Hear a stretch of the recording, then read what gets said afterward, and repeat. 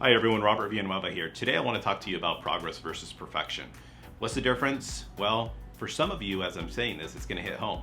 And what I mean by that is for some of you, when you're striving for perfection, it actually ends up being a hurdle, ends up being a wall. It ends up being something that's going to stump you from your growth in your business. Now, how does this show up? Well, we all know the analogy ready, aim, fire. For some of you, it's a constant ready, let's go ahead and aim. Hold on, I'm not quite ready yet. Let me go ahead and aim again. Wait, let me fix that aim, but you never fire. Now, rather than being in a position where you're focused on the perfection side of things, why not focus on the side of progress? And what I mean by that is that look for the small wins. What are small wins? Well, just a simple example of showing up to the office at a certain time, maybe doing it 2 days in a row. How about simply 1 hour to another hour, from one day to another day? Being in a position where you can even beat out from 1 week to another week. Now, what you want to do is you want to look at the progression of that over an extended period of time. One thing that I've always coached on is helping agents identify areas that they need to have what are known as minimum standards. We talked about this in other videos, but what are minimum standards? How about working on your skills? The amount of people you're contacting a day, doing your lead follow-up, negotiating of contracts, going on appointments. Well, those are things that you can control and monitor your progress. What do you mean, Robert? Well, what I mean is this. How about if you find yourself this week where you practice your scripts 2 or 3 times in that week? Well, what are you going to do the next week? You're going to go ahead and do the exact same thing, but ideally add that 3rd and or 4th day. And then the week after that, you can do a 5th day. Or how about your contacts? I've been doing 20 contacts a day this entire week, but next week I'm going to focus on getting to 25. Or for that matter, hitting it days consecutively, because I know some of you do that. Or how about just finding yourself in a position where you're doing your lead follow-up as you're supposed to? We've all been there and done that. Now from this, everything will ideally, over an extended period of time, take care of itself. Now just because you have 2 days in a row that you actually did something, that's not long enough. I always relate to things as an example with losing weight or being an athlete, but let's use the example of basically that of losing weight. Just because you go to the gym 2 days in a row does not mean you're going to lose 5 pounds. Heck, you might even go to the gym 2 weeks in a row and you might not even lose a pound. But the key is if you start doing it and building a new habit and you do it day after day, week after week, month after month, and you just focus on the progress side of things versus trying to be this perfectionist, you'll see how it's going to take care of itself. Again, going back to as the example of making contacts. So if you're doing 20 contacts day after day after day after day after day, awesome, good for you. But how much if you progress from that? Now, the example is making 20 contacts in a day over the course of 5 days, that's 100 contacts. But what if you were to up that to 30 a day? Now, over the course of the week, you have 150 contacts.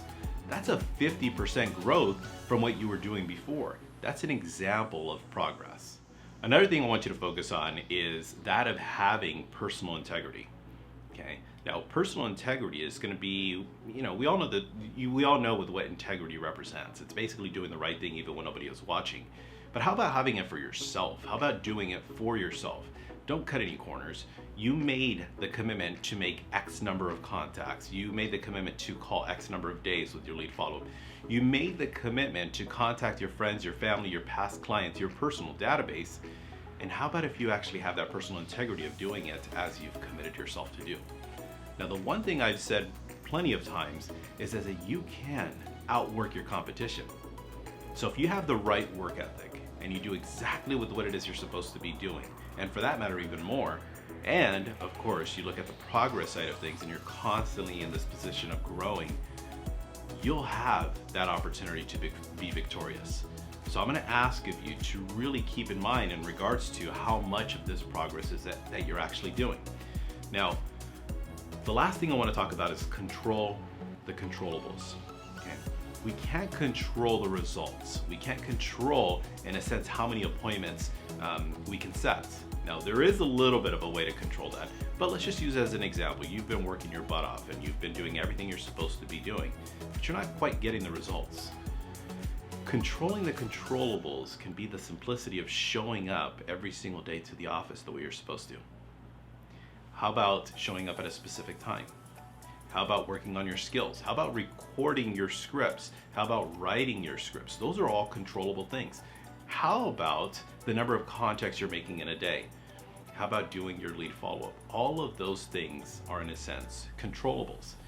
Now, when you do this in a very effective and a very efficient time, over an extended period of time, you can actually control if you're gonna set an appointment today or not. Okay? Now, it's totally up to you. Now, my mentor, Mike Ferry, he always tells us, if you were in a position that you had to get a listing or lose your license in the next 24 hours, I guarantee you'd find that seller. So I want you to think about that. Where can I control with what it is that I'm doing? So again, remember, today's topic, we're talking about progress versus perfection. So I want you to look at all of those areas you can control. What are all of those areas that you can see the progress in versus being in this position where you're this constant perfectionist? By the way, if you're a perfectionist, it's annoying, okay? A lot of people find themselves in a position where they're constantly trying to find that perfectionism. And at the end of the day, it doesn't always work out. So just focus on progress. That's all I'm asking of you to do. You'll see it over an extended period of time. Again, as always, Robert Villanueva here to be of some help. I'll see you at the top.